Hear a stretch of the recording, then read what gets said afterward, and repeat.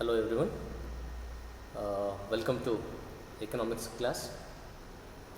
Uh, this is the continuation class of previous classes.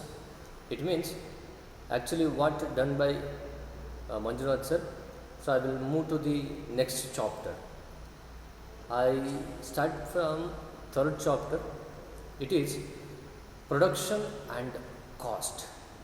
Production and cost chapter. This is the third chapter of second PUC, where come to the aspect production and cost. The title of this chapter only says us to very clearly we are talking about production section and as well as the cost section. How the production and how cost is interrelated and how it goes to be taken places and how it will going to be measuring and how it will going to be calculating. Likewise, that one information we are going to be studying in this chapter, as well as we know that one in the previous sections, means previous chapter, we studied about the behavior of the consumer. Behavior of the consumer we studied, but here the behavior of producer. In this chapter we are studying the behavior of the producer, or the role of a producer are nothing but the production process. Production process we are going to be studying in this chapter. Regarding that one, production is a process by which inputs are transferred into output. Production is a process by which inputs are transferred into output, or nothing but the production is a process of converting the raw material into a finished good. It is called as a production. Converting or conversion, transformation, or transferred like that. So we can going to be directly says that what is production? Production is nothing but the conversion of a raw material into a finished goods.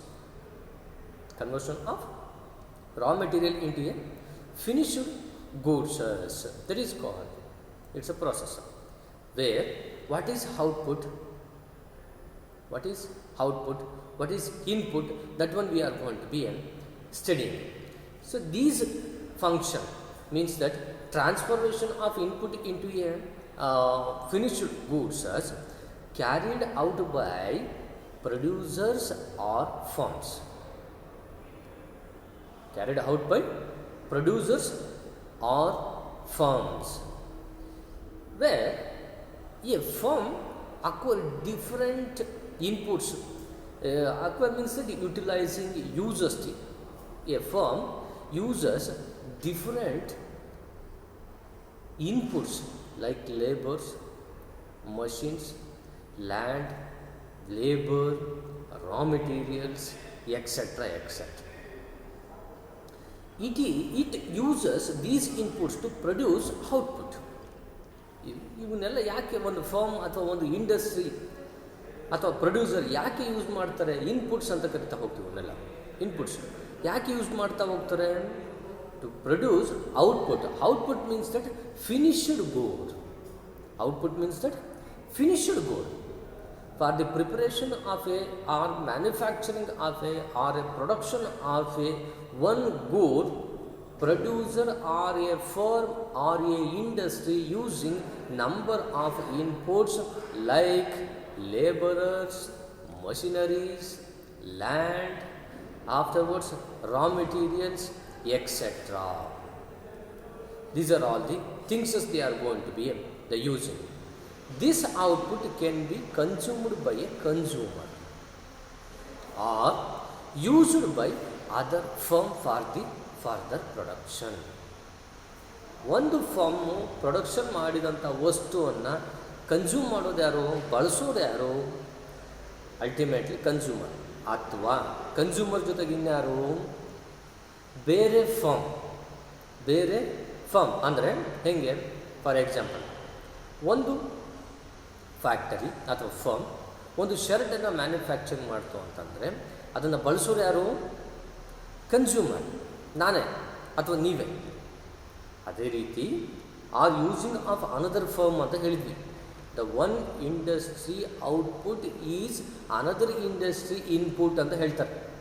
So ಹಾಗಾಗಿ ಈಗ ಇನ್ನೊಂದು firm use ಮಾಡುತ್ತೆ ಅಂದರೆ, for example ಒಂದು firm ಅಥವಾ industry ಟಯರನ್ನು manufacturing ಮಾಡ್ತು ಅಂತಂದರೆ ಆ ಟಯರನ್ನು ಇನ್ನೊಂದು ಇಂಡಸ್ಟ್ರಿ ಬಳಸ್ಕೊಳುತ್ತೆ. ಅರ್ಥ ಆಗ್ತಿದೆಯಲ್ಲ? This output can be consumed by a consumers or used by other firm for further production. Okay, so likewise we are going to be says that, for example, let us see the example. Tailor, let us take one of it. A tailor uses a swing machine, ಬಟ್ಟೆ ಒಳ್ಳೆ ಮಿಷಿನನ್ನು use ಮಾಡ್ತಾ ಹೋಗ್ತಾನೆ, cloth ಬಟ್ಟೆಗಳನ್ನ use ಮಾಡ್ತಾ ಹೋಗ್ತಾನೆ, thread and his own labour to produce shirt. ಮತ್ತು ಅವನೇ own labour ಅಂತಂದರೆ ಅವನೇ ಟೈಲರ್, ಅವನ ಕೆಲಸ ಮಾಡ್ತಾ ಹೋಗ್ತಾನೆ. ಯಾಕೆ? ಶರ್ಟನ್ನು ತಯಾರು ಮಾಡಿ. Come to next one example. A farmer uses his land, labour, a tractor, seeds, fertiliser, water, electricity, machineries, etcetera to produce wheat. ಒಬ್ಬ ರೈತ ವೀಟನ್ನು ಪ್ರೊಡಕ್ಷನ್ ಮಾಡಲಿಕ್ಕೆ ಇಷ್ಟೊಂದು ಇನ್ಪುಟ್ಸನ್ನು ಬಳಸ್ತಾ ಹೋಗ್ತಾನೆ. ಹೌದಾ?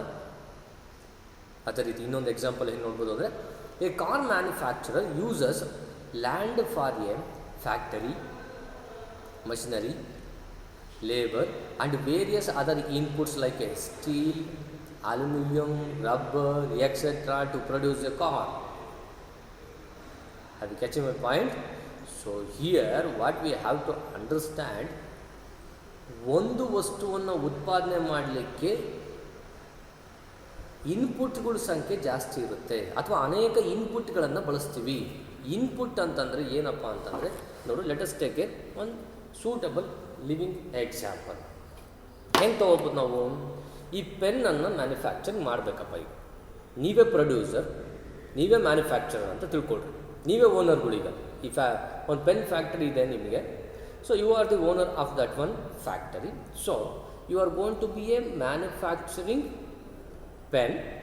Then for the purpose of manufacturing of a pen, what are the things you are required? ನೋಡು, ordinary ಲ್ಯಾಂಗ್ವೇಜಲ್ಲಿ ನಾವು ಹೇಳ್ಬಿಟ್ಟೆ, what are the things what you want to manufacture this pen ಅಂತಲೇ ನಾವು ಹೀಗೆ ಹೇಳ್ತೀವಿ. ಬಟ್ ಎಕನಾಮಿಕ್ಸಲ್ಲಿ ಏನು ಹೇಳ್ತೀವಿ? In order to manufacture a pen, so what are the inputs are require ಅಂತ ಕರಿತೀವಿ. ಏನು ಬೇಕು ನಿಮಗೆ ಅನ್ನೋದಕ್ಕಿಂತ ಯಾವ ಇನ್ಪುಟ್ ಬೇಕು ಅಂತ ನಾವು ಎಕನಾಮಿಕ್ಸಲ್ಲಿ ಹೇಳ್ತೀವಿ.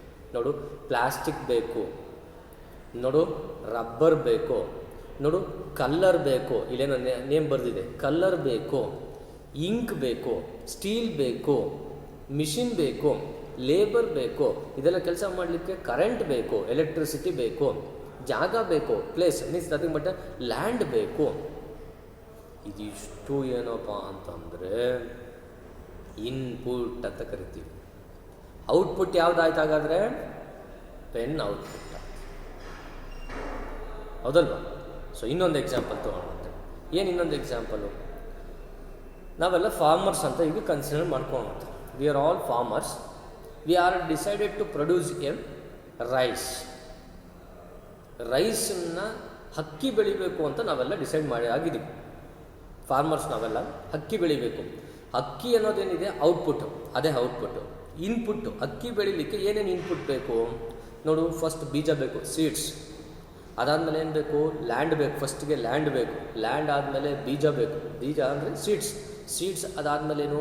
ಫರ್ಟಿಲೈಸರ್ಸ್, ಗೊಬ್ಬರಗಳು ಬೇಕು, ಲೇಬರ್ ಬೇಕು, ಮಿಷಿನರೀಸ್ ಬೇಕು, ಟ್ರ್ಯಾಕ್ಟರ್ ಬೇಕು, ಎಲೆಕ್ಟ್ರಿಸಿಟಿ ಬೇಕು, ವಾಟರ್ ಬೇಕು. ಇವೆಲ್ಲ ನೋಡಿಲಿ ಇನ್ಪುಟ್ ಎಷ್ಟಿದಾವೆ? ಇನ್ಪುಟ್ಟು. ಔಟ್ಪುಟ್ ಯಾವುದಾಯ್ತು? ರೈಸ್. ಸೊ ಹೀಗೆ ಇದನ್ನು ನಾವು ಅರ್ಥ ಮಾಡ್ಕೊತಾ ಇದ್ದೀವಿ. Okay, number of inputs using for production of one output. Car ತಯಾರು ಮಾಡಲಿಕ್ಕೆ ಎಷ್ಟು ಇನ್ಪುಟ್ ಬೇಕು? ಹೌದಲ್ವಾ? ಹೌದಲ್ಲ? ಈ ಶರ್ಟ್ ತಯಾರು ಮಾಡಲಿಕ್ಕೆ ಎಷ್ಟು ಇನ್ಪುಟ್ಗಳು ಬೇಕು, ವಾಚ್ ತಯಾರು ಮಾಡಲಿಕ್ಕೆ ಎಷ್ಟು ಇನ್ಪುಟ್ ಬೇಕು. ಫೈನ್. ಸೊ ಈ ಒಂದು ಪ್ಲ್ಯಾಟ್ಫಾರ್ಮ್ ಮೇಲೆ ನಾವು ಇದನ್ನು ಸ್ಟಡೀಸ್ ಮಾಡ್ತಾ ಹೋಗ್ತೀವಿ. ಅದಾದಮೇಲೆ ಕಂಟಿನ್ಯೂಷನ್.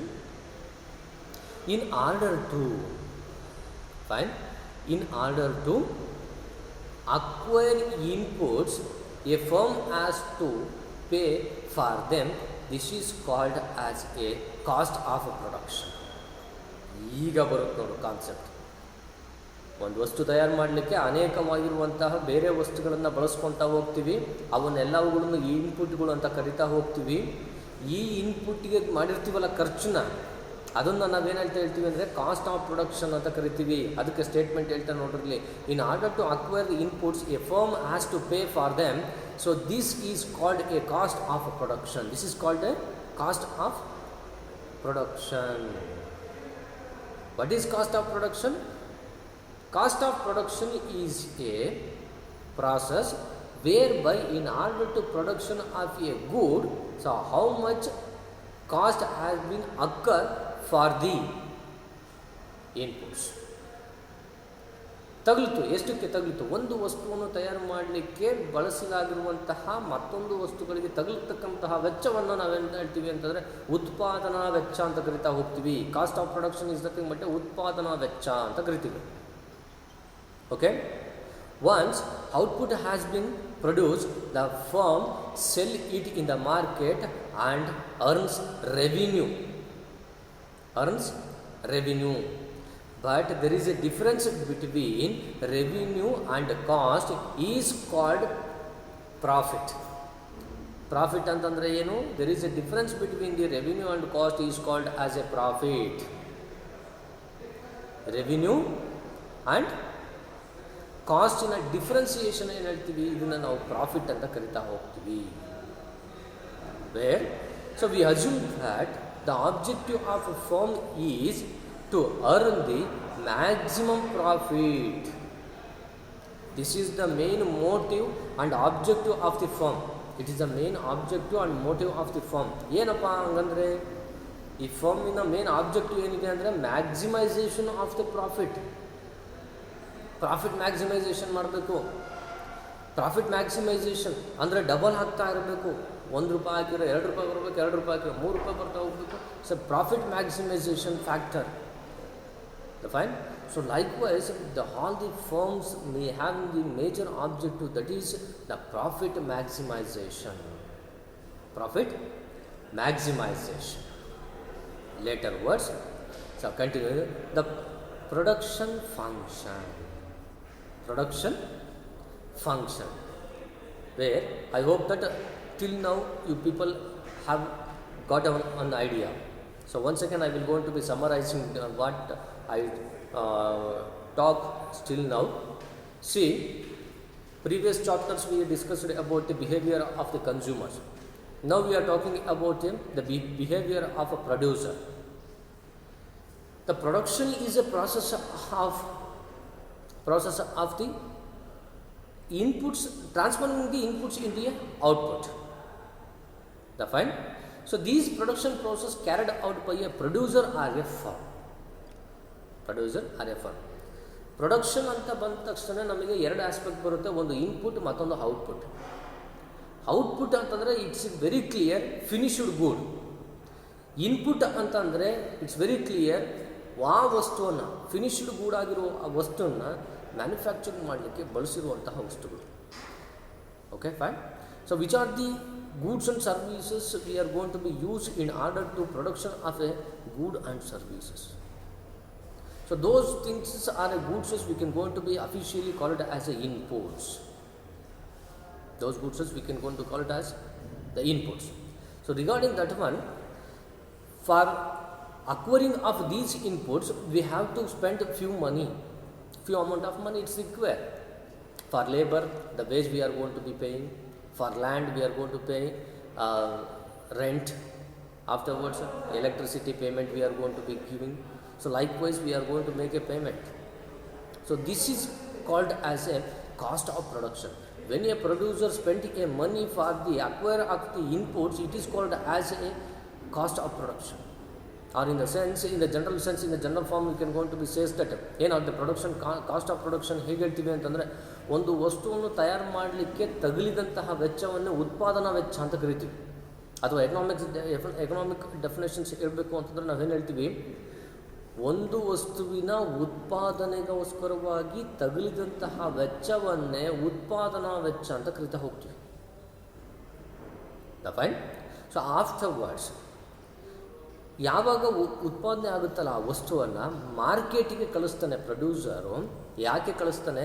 ರೆವಿನ್ಯೂಗೋಸ್ಕರ ಕಳಿಸ್ತಾನೆ. ಮತ್ತು ಪ್ರಾಫಿಟ್ ಎಲ್ಲಿ ಬರುತ್ತೆ ಅಂತಂದರೆ, there is a difference between the revenue and the cost. It is called as profit. Difference between in the further ನೆಕ್ಸ್ಟಲ್ಲಿ ನಾವು ಹೋಗ್ಬೇಕಾದ್ರೆ ಹೇಳ್ತೀನಿ. ನೆಕ್ಸ್ಟ್ ಫರ್ದರ್ ಆಸ್ಪೆಕ್ಟ್ಸಲ್ಲಿ ರೆವಿನ್ಯೂ ಅಂತಂದರೆ ಏನು ಅಂತ ಸಪ್ರೇಟಾಗಿ ಓದ್ತೀವಿ, ಕಾಸ್ಟ್ ಅಂತಂದರೆ ಸಪ್ರೇಟಾಗಿ ಓದ್ತೀವಿ, ಪ್ರಾಫಿಟ್ ಅಂತಂದರೆ ಏನು ಅದನ್ನು ಕ್ಯಾಲ್ಕುಲೇಷನ್ ಮಾಡಲಿಕ್ಕೆ ಫಾರ್ಮುಲಾಸ್ಗಳನ್ನ ಯೂಸ್ ಮಾಡ್ತಾ ಹೋಗ್ತೀವಿ. I will gonna to be giving much more clarification regarding these aspects. What is profit, what is cost, what is revenue. So just you people know that one, revenue is a different concept, cost is different concept, and as well as the profit is different concept. So but ultimately the difference between the revenue and cost is called the profit. And very important thing is, you please keep in your mind, the all the firms main motive or objective is that maximization of their profit, the profit. It is the thing we have to know still now. Then move on to the another aspect, that is the production function. So likewise, what we are previously people studied regarding the production functions, here also we are studying the production function of a firm is a relationship between the input used and output produced by a firm. Once again I will go to say, the production function of a firm is a relationship between the input used and output produced by the firm. For various quantities of input used, it gives maximum quantities of output that can be produced. ನೋಡಿ ಇಲ್ಲೇ ಹೇಳ್ತಾನೆ, output level ಜಾಸ್ತಿ ಆಗಬೇಕು ಅಂತಂದರೆ input level ಕೂಡ ಜಾಸ್ತಿ ಆಗಬೇಕಿಲ್ಲ. Fine. The last statement it will give that very accurate information regarding inputs and outputs quantities, where for various quantities of input used, various quantities of input used, it gives the maximum quantity of output that can be produced. ಇದಕ್ಕೆ ಸ್ಟೇಟ್ಮೆಂಟಿಗೆ ಏನೊಂದು example ಕೊಡ್ಬೋದು. Okay, ಈಗೇನು ಮಾಡ್ತೀವಿ, general ಟೆಂಡೆನ್ಸೀಸ್ನಲ್ಲಿ 1 ಎಕರೆ ಜಮೀನಿನಲ್ಲಿ 5 ಚೀಲ ಅಕ್ಕಿ ಬೆಳಿತೀವಿ ಅಂತ ಒಂದು ಜನರಲ್ ಟೆಂಡೆನ್ಸಿ ಇಟ್ಕೊಂಡು, okay, with usage of the different level of various levels of inputs. 1 ಎಕರೆ ಜಮೀನಿನಲ್ಲಿ 5 ಚೀಲ ಅಕ್ಕಿ ಬೆಳಿತೀವಿ. ಓಕೆ, 1 ಎಕರೆ ಅನ್ನೋದು ಇನ್ಪುಟ್ ಆಯಿತು. ಓಕೆ, 1 ಎಕರೆಗೆ 1 kg ಸೀಡ್ಸನ್ನು ಬಳಸಿದ್ದೀವಿ. 1 kg, ಇದು ಎಕ್ಸಾಂಪಲ್ ಇದು. Okay, this is example, you please keep in your mind. 1 kg ಗೊಬ್ಬರವನ್ನು ಬಳಸಿದ್ದೀವಿ, 5 ಜನ ಲೇಬರನ್ನು ಬಳಸಿದ್ದೀವಿ. ಓಕೆ, 5 ಚೀಲ ಅಕ್ಕಿ ಬೆಳೆದ್ವಿ. ಈಗ ಮ್ಯಾಕ್ಸಿಮೈಸ್ ದಿ ಇನ್ಪುಟ್ ಲೆವೆಲ್ ಅಂತಂದರೆ 2 ಎಕರೆ ಜಮೀನು ಬಳಸ್ತೀವಿ, 10 ಜನ ಲೇಬರ್ ಬಳಸ್ತೀವಿ, 2 kg ಸೀಡ್ಸನ್ನು ಬಳಸ್ತೀವಿ, 2 kg ಗೊಬ್ಬರ ಬಳಸ್ತೀವಿ. ಸೊ ದೆನ್ 5 kg ಬೆಳೆಯೋ ಜಾಗದಲ್ಲಿ 5 ಚೀಲ ಬೆಳೆಯೋ ಜಾಗದಲ್ಲಿ 10 ಚೀಲವನ್ನು ಅಕ್ಕಿಯನ್ನು ಬೆಳೆದ್ವಿ. So likewise, when the input level maximises, at the same time the output level will goes to be maximised. Similarly, when the input level will goes to declining, automatically output level will goes to be declining. 1 ಎಕರೆ ಬೆಳೆಸೋ ಜಾಗದಲ್ಲಿ ಅರ್ಧ ಎಕರೆ ಬೆಳೆಸಿದ್ವಿ ಅಂತಂದರೆ 5 quintal ಬೆಳೆಯೋ ಜಾಗದಲ್ಲಿ ಅಥವಾ 5 ಚೀಲ ಬೆಳೆಯೋ ಜಾಗದಲ್ಲಿ 2.5 ಚೀಲ ಬೆಳಿತೀವಿ. Is it? 5 ಜನ ಬೆಳೆಸೋ ಲೇಬರಲ್ಲಿ, 5 ಜನ ಬೆಳೆಸೋ ಇದರಲ್ಲಿ 2 ಅಥವಾ ಒಬ್ಬರನ್ನ ಬಳಸಿದ್ವಿ ಅಂತಂದರೆ ಆಟೋಮೆಟಿಕಲಿ ಇನ್ಪುಟ್ ಲೆವೆಲ್ ಕಡಿಮೆ ಆಗ್ತಾ ಹೋಗುತ್ತೆ. So this is the one of the thing we are going to be observing in the production function. So that's why it will going to be says that the relationship between the input used and output produced by a firm. So this technical relationship will going to be explained by the production function.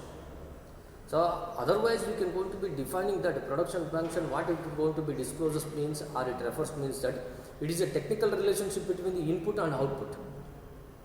Technical ರಿಲೇಷನ್ಶಿಪ್ಪನ್ನು ಹೇಳ್ತಾ ಹೋಗುತ್ತೆ. ಯಾವುದು ಜಾಸ್ತಿ ಆದರೆ ಯಾವುದು ಕಡಿಮೆ ಆಗುತ್ತೆ, ಏನು ವೇರಿಯೇಷನ್ಸ್ ಆಗುತ್ತೆ ಮತ್ತು ಯಾಕೆ ಆಗುತ್ತೆ ಅನ್ನೋದನ್ನು ಟೆಕ್ನಿಕಲ್ ರಿಲೇಷನ್ಶಿಪ್ ಹೇಳೋದನ್ನು ನಾವು ಪ್ರೊಡಕ್ಷನ್ ಫಂಕ್ಷನ್ ಅಂತ ಕರಿತಾ ಹೋಗ್ತೀವಿ. ಅದಕ್ಕೋಸ್ಕರನೇ ಪ್ರೊಡಕ್ಷನ್ ಫಂಕ್ಷನ್ ಅಂತ ಕರಿತೀವಿ.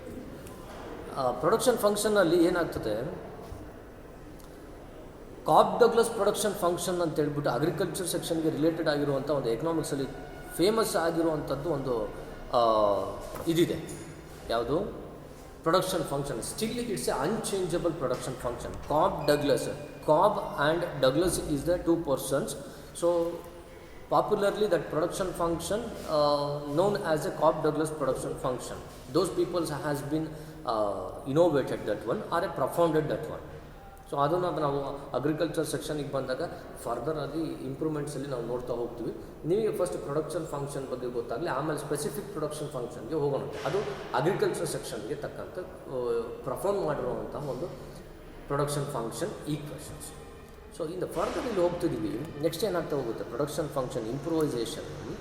ನಿಮಗೆ ಪ್ರೊಡಕ್ಷನ್ ಫಂಕ್ಷನ್ ಬಗ್ಗೆ ಈಗ ಗೊತ್ತಾಯಿತು. ಸೊ ಇಲ್ಲಿ ಹೇಳ್ತಾ ಹೋಗ್ತಾರೆ ಡಿಟೇಲ್ಡ್ ಎಕ್ಸ್ಪ್ಲನೇಷನ್ ಏನಾಗ್ತದೆ ಇಲ್ಲಿ ಪ್ರೊಡಕ್ಷನ್ ಫಂಕ್ಷನಲ್ಲಿ.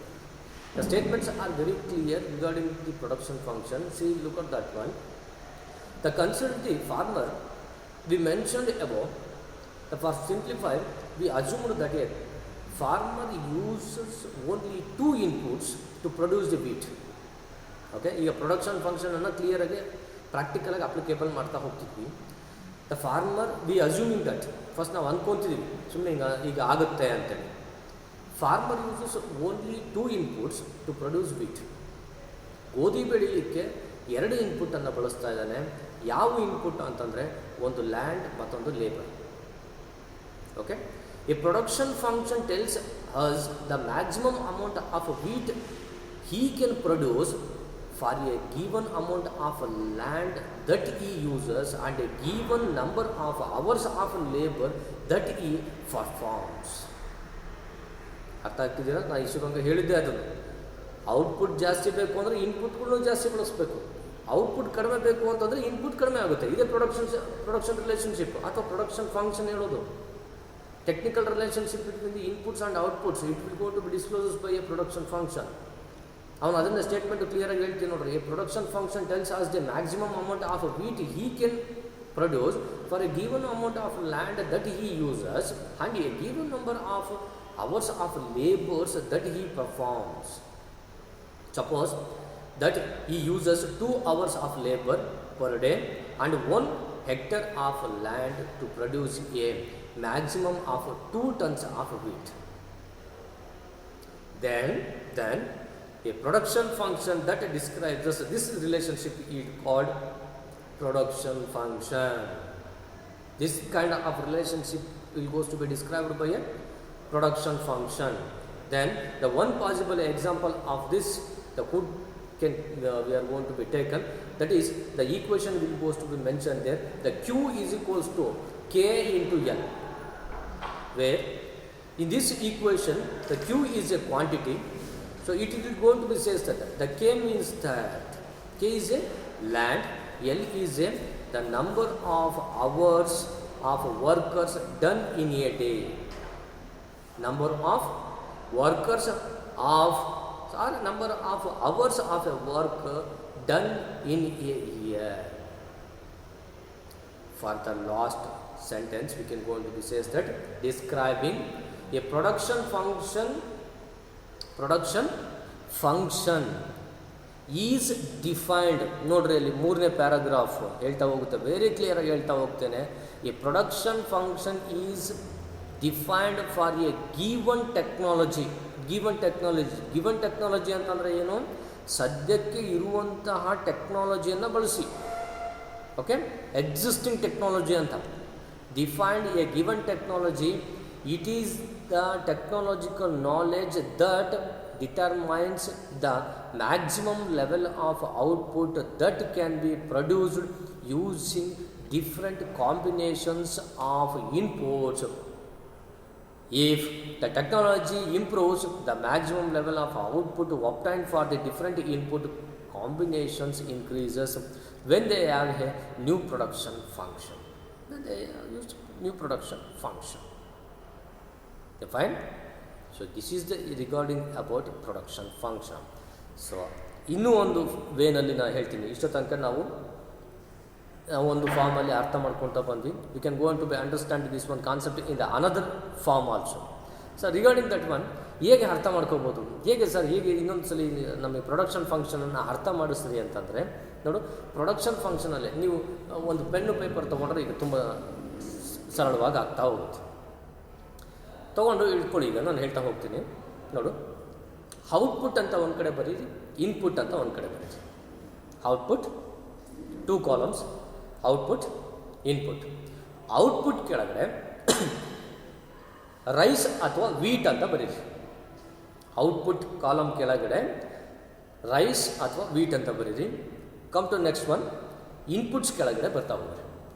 ಇನ್ಪುಟ್ಸ್ ಕೆಳಗಡೆ ಏನು ಬರಿತಾ ಹೋಗ್ತೀರಿ? ಲ್ಯಾಂಡ್ ಬರ್ಕೊತ ಹೋಗ್ರಿ. ಲ್ಯಾಂಡ್, ಅದರ ಮುಂದೆ ಲ್ಯಾಂಡ್ ಮುಂದ್ಗಡೆ ಐಫನ್ ಹಾಕಿ 1 ಹೆಕ್ಟೇರ್ ಅಂತ ಬರೀರಿ. ನೆಕ್ಸ್ಟ್ ಒನ್ ಲೇಬರ್, ಲೇಬರ್ ಮುಂದೆ ಐಫನ್ ಹಾಕಿ 5 ಜನ ಅಂತ ಬರೀರಿ. Land, labour. ಆಫ್ಟರ್ವರ್ಡ್ಸ್ ವಾಟರ್ ಅಂತ ಬರೀರಿ. ವಾಟರ್. ಸೀಡ್ಸ್ ಅದ್ರ ಕೆಳಗೆ ಮತ್ತೆ ಸೀಡ್ಸ್ ಅಂತ ಬರೀರಿ. ಫರ್ಟಿಲೈಸರ್ಸ್ ಅಂತ ಬರೀರಿ. ಓಕೆ, ಈಗ look at that one table. Look at that one table. ಟೇಬಲಲ್ಲಿ ಏನು ನಮಗೆ ಔಟ್ಪುಟ್ ಏನಿದೆ? ಔಟ್ಪುಟ್ ರೈಸ್ ಅಥವಾ ವೀಟ್ ಇದೆ. ಎಷ್ಟು ಬೆಳಿಲಿಕ್ಕೆ?